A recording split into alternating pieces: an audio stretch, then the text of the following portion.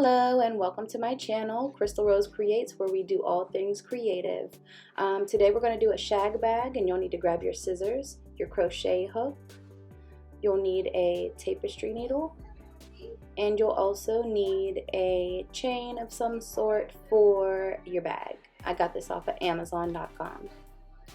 You'll also need some t-shirt yarn, and I'm doing various colors because I want my bag to be multicolored. It's up to you how you want to create. I am encouraging you to get creative. I'm going to go ahead and start with pink, and what we're going to do is make a very simple pouch. It's going to be pretty simple for beginner crocheters. This is totally something that you can do. So you'll go ahead and start with a slip knot.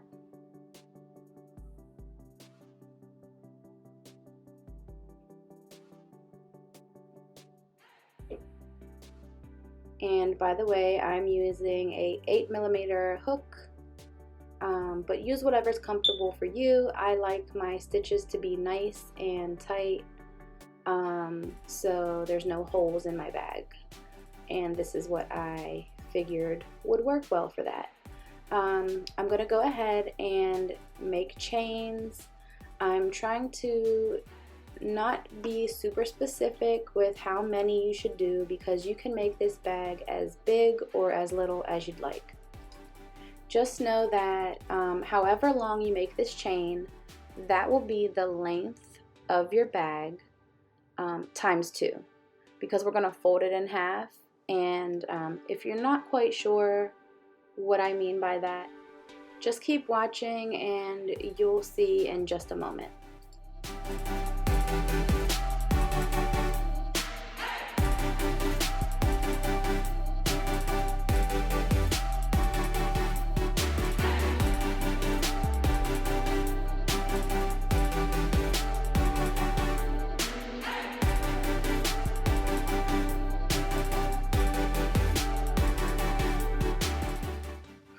Alright, I think I've chained enough, and this is going to be how deep my bag is going to be. I think I did about 80 chains, but I'm not certain. But you're going to go ahead and double crochet into this 3rd chain, and you're going to double crochet across.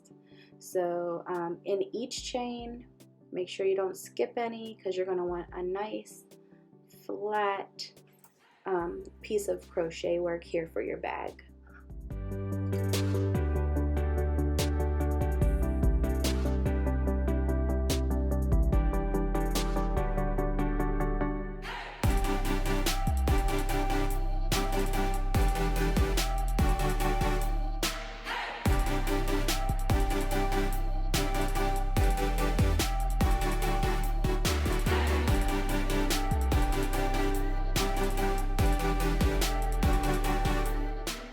Alright, now you should have done all of your double crochets into each one of your chains, and when you get to the end of the row, go ahead and fold it up and make sure that that's a nice length for you.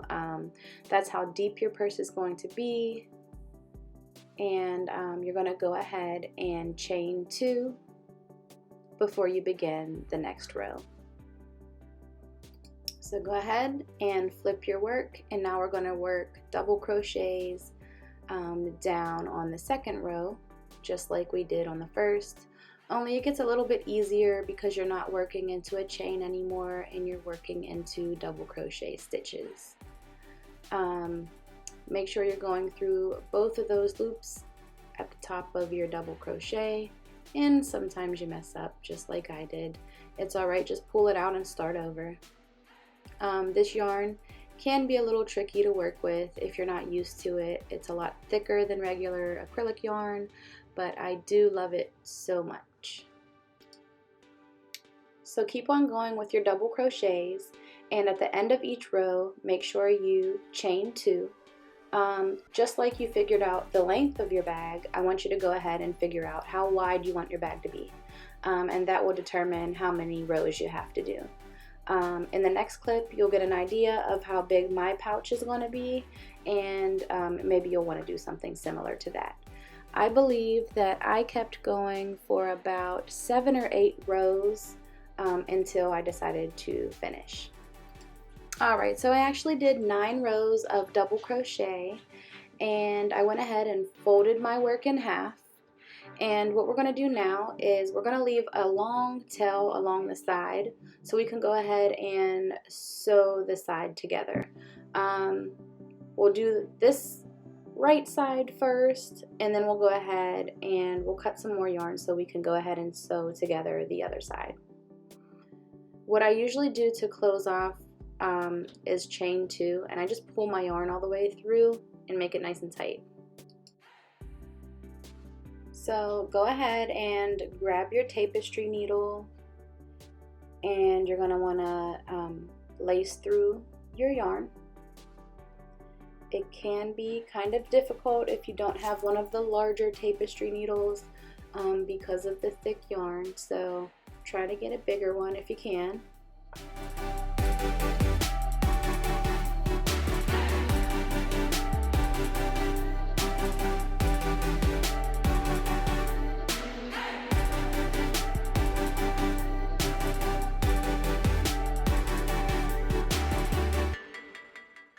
Alright, so go ahead and line your bag up as even as you can, and make sure when you're sewing that you go through both stitches, just keeping it as even as you can, making sure you're not skipping stitches again, just so you can make a super neat looking bag.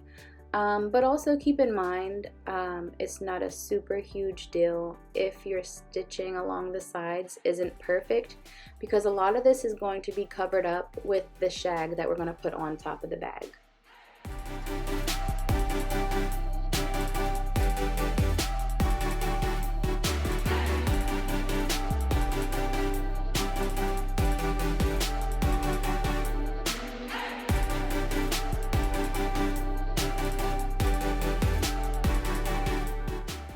Alright, and now it's time to go ahead and fasten off this side. So what I usually do is go inside one of the stitches, loop around, and just pull nice and tight. I usually do it a couple times to make sure it's nice and secure. And then I'm ready to go ahead and cut my yarn.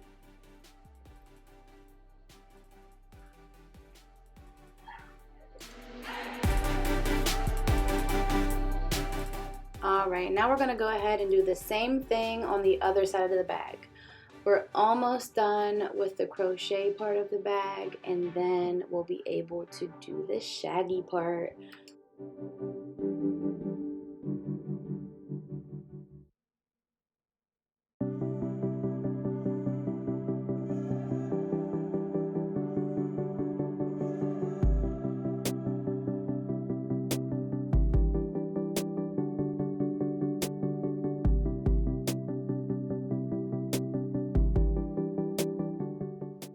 Alright, so by now you should have a nice looking little pouch here. There may be some loose strings hanging, but that's okay. Remember, we are making a shag bag and there will be plenty of strings hanging off of it anyway. But I do want to give it a more finished look around the top, so we're going to grab our hooks again, grab our yarn, and then we're going to do a single crochet round right around the top of the bag. So go ahead and do your slip knot. And then you'll do what's called a slip stitch right into the top corner of your bag.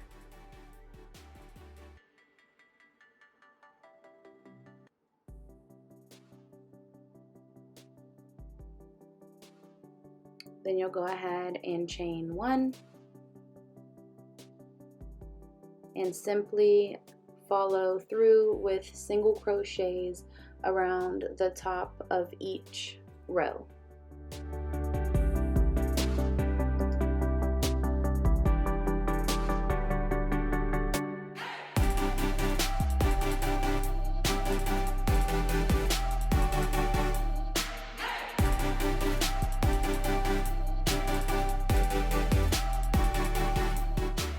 Alright, and of course when you get to the end of that row, you're going to go ahead and do a slip stitch to connect your sides together.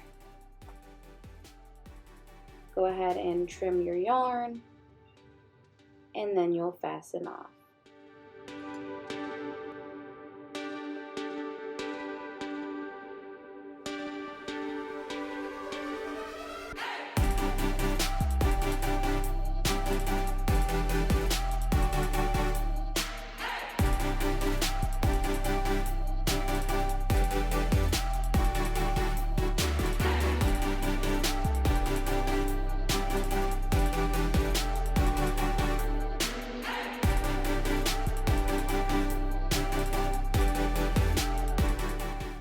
And now for my favorite part. So I have cut my pieces of yarn, whichever colors you decide to use. I did about, I think these are about 10 inches long. Like I said, crochet is very, you know, do it your way kind of thing. So if you want your shag to be shorter, make shorter pieces. If you want it to be longer, make them longer. This is completely up to you, how you want to make your bag. I'm just giving you the basic skills here. So I've pre-cut my shag, and I'm gonna go ahead and do sort of like a latch hook style connection, I guess you can call it, where I'm gonna fold my yarn pieces in half, slip my hook through one of the chains or stitches in there, and then I just pull through my shag pieces. Go ahead and take a closer look if you missed that, but you really just fold each shaggy piece in half, insert your hook into the bag, and then you loop it on through, and you pull out your shag pieces. And you're going to keep doing that until your bag is covered as full or as unfull as you want it to be. Like I said, I cannot stress this enough. Make it yours, make it creative, do your own kind of color waves, use different yarns if you'd like. Have fun with it, because these bags are super fun. They're great conversation starters. I mean, statement pieces for sure. I get so many compliments every time I wear my shag bag.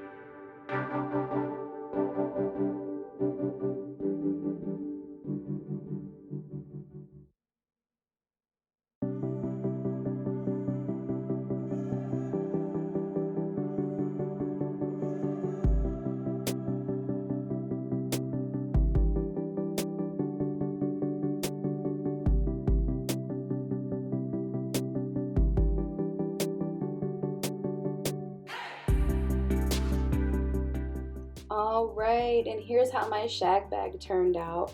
I may add some more pieces in there to make it look a little bit fuller. I decided to leave the back unshaggy because these purses tend to get pretty heavy if you add too much to them, and I already have a pretty heavy chain attached for my shoulder. So I decided to leave the back of it unshaggy, and I kind of like the way it looks actually.